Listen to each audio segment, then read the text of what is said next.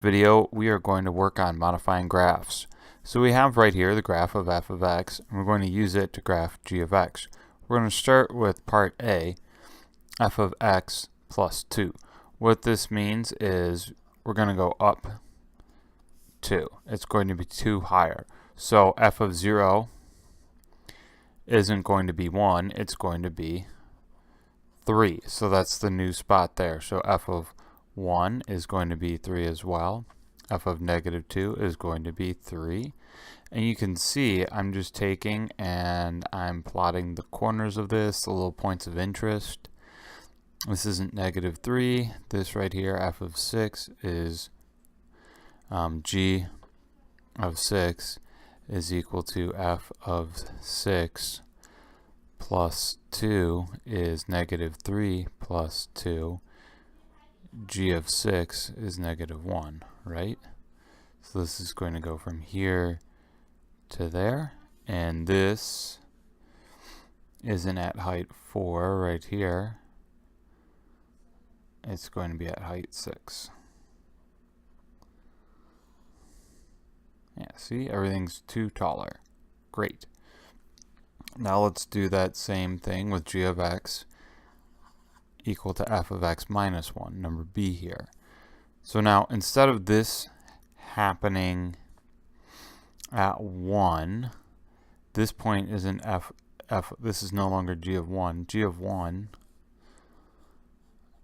is the same thing as f of 0. It's 1 prior. So f of 0 is 3, or is 1, so this will still be 1. F of 2, g of 2, pardon me, g of 2 is now f of 1. G of negative 1 is now f of negative 2. Alright, so that's right here, and this is, let's see here, f of 5. I'm going to go over one more. G of negative 4 is f of negative 5. Yeah, you kind of see what's happening here? This whole thing gets shifted 1 to what direction? 1 to the right. So this, what point is at 6? I need to be at 7. So this should be about there. There we go. That's 1. Right. Okay, let's do the same thing with c, f of x divided by 2. So instead of being 1 high, so let's see here, g of 1 is equal to f of 1 divided by 2 is equal to 1/2. Now this is at 1/2. This is at 1/2. This point right here is also at 1/2. These are all at 1/2.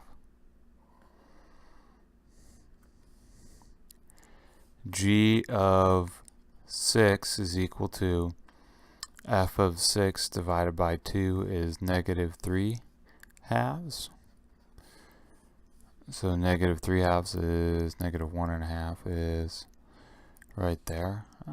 The slope now is 1/2. So this is like half slope. Alright, so the slope was kind of like negative 1. Now it's a negative 1/2, half slope. So at 5, instead of being 6 tall, it's going to be 3 tall.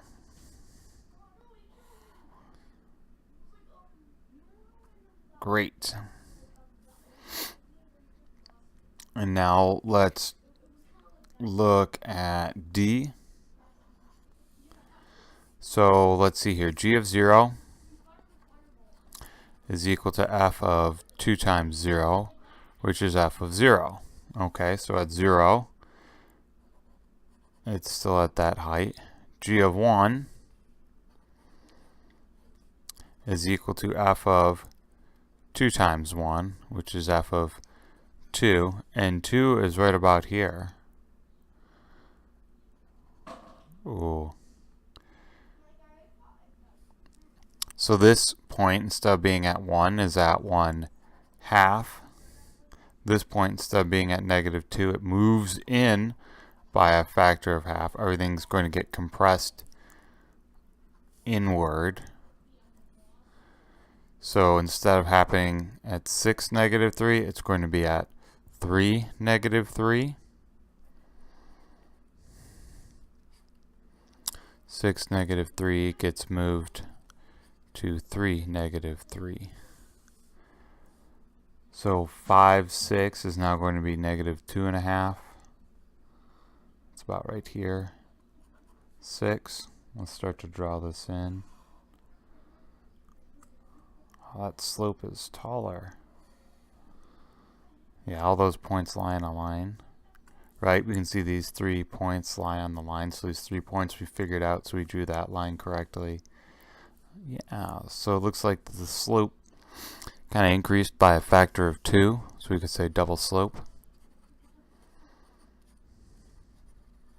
And we could also say compressed. This thing was compressed horizontally. Everything moved in again. Whereas with the green line, everything got flattened. These right here,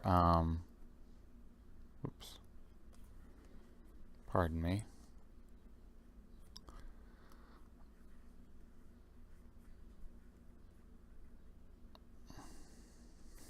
Three.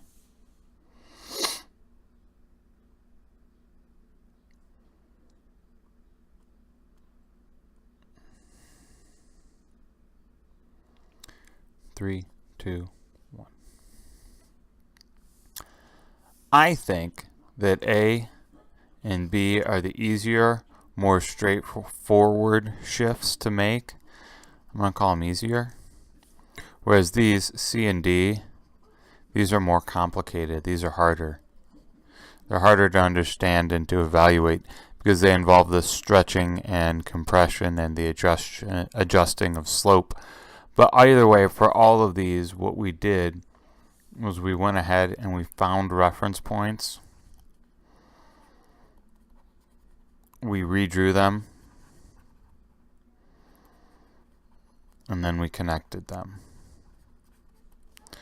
All right, great. I'll see you next time.